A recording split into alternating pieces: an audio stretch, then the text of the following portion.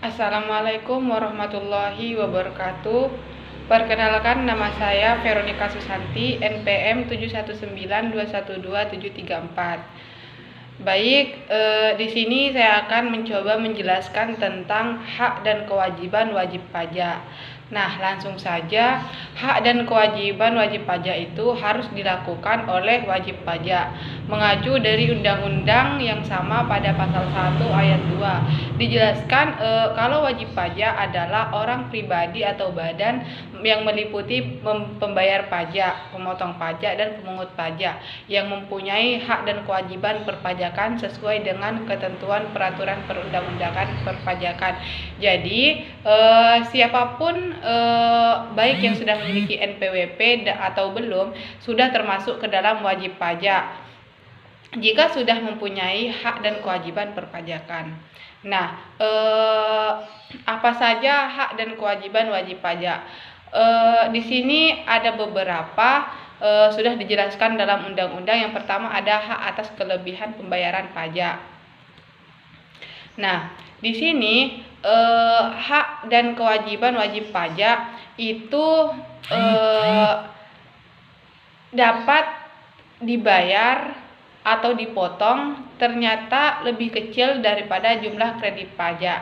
Wajib pajak berhak menerima kembali kelebihan tersebut, seperti itu. Nah, atau dapat kita sebut dalam kalimat sehari itu, kita berhak menerima kembali kelebihan bayar ketika membayar pajak lebih banyak daripada jumlah yang sebenarnya, seperti itu. Yang kedua ada hak dalam hal wajib pajak dapat dilakukan pemeriksaan. Di sini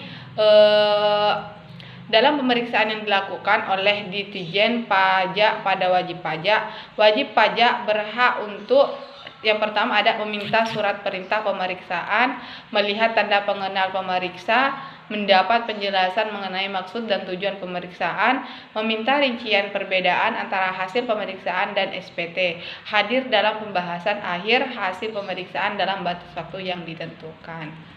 Nah, yang ketiga itu ada hak untuk mengajukan keberatan, banding, dan peninjauan kembali. Nah, jadi setelah dilakukan pemeriksaan, umumnya akan terbit suatu surat ketetapan pajak yang menunjukkan kalau wajib pajak kurang bayar, lebih bayar, atau nihil perpajakannya, seperti itu. Nah, yang keempat ada hak-hak wajib pajak lainnya.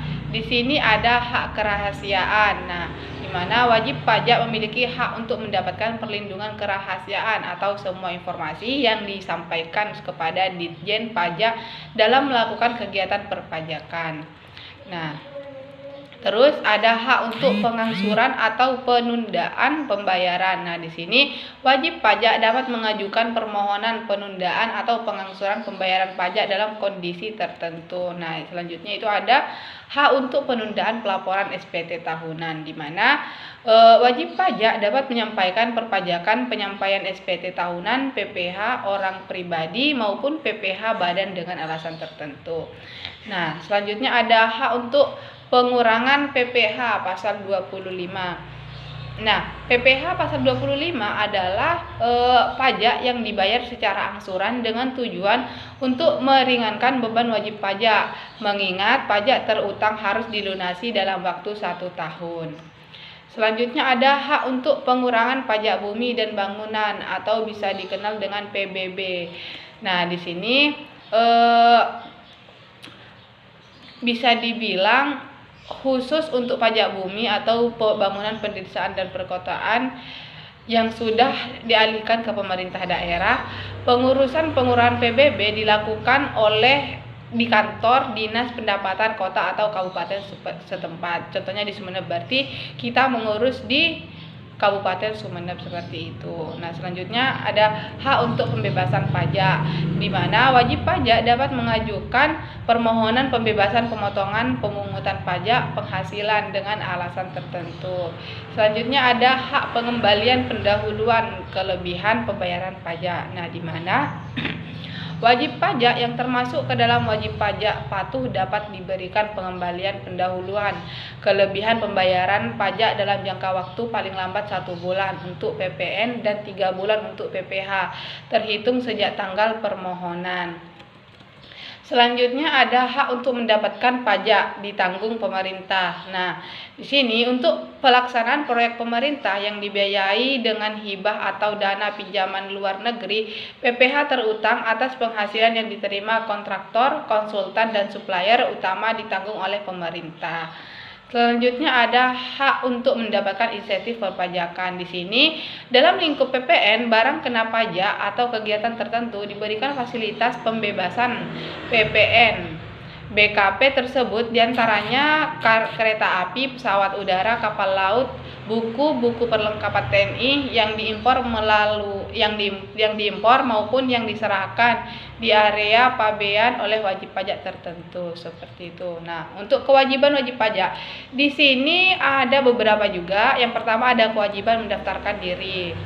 Nah, di sini dalam mendaftarkan diri untuk mendapatkan nomor NPWP itu di kantor pajak Pratama atau KPP, di mana ada kantor pelayanan, penyuluhan, dan konsultasi perpajakan.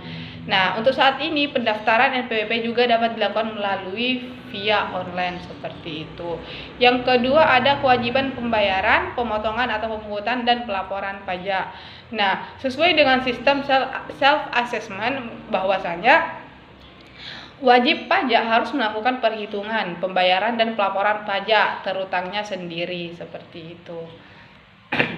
Yang ketiga, ada kewajiban dalam hal diperiksaan, di mana Ditjen Pajak dapat melakukan pemeriksaan pada wajib pajak untuk menguji kepatuhannya dalam memenuhi kewajiban perpajakannya. Terus, yang keempat ada kewajiban memberi data, di mana data di sini adalah suatu data dan informasi orang pribadi ataupun badan yang dapat menggambarkan kegiatan atau usaha, peredaran usaha, penghasilan, dan atau kekayaan yang bersangkutan, termasuk informasi mengenai nasabah debitur, data transaksi keuangan, dan lalu lintas devisa kartu kredit, serta laporan keuangan dan atau laporan kegiatan usaha yang disampaikan kepada instansi lain di luar Ditjen Pajak. Nah, mungkin hanya itu yang dapat saya sampaikan. Kurang dan lebihnya saya mohon maaf. Wabillahi taufiq wal hidayah. Wassalamualaikum warahmatullahi wabarakatuh.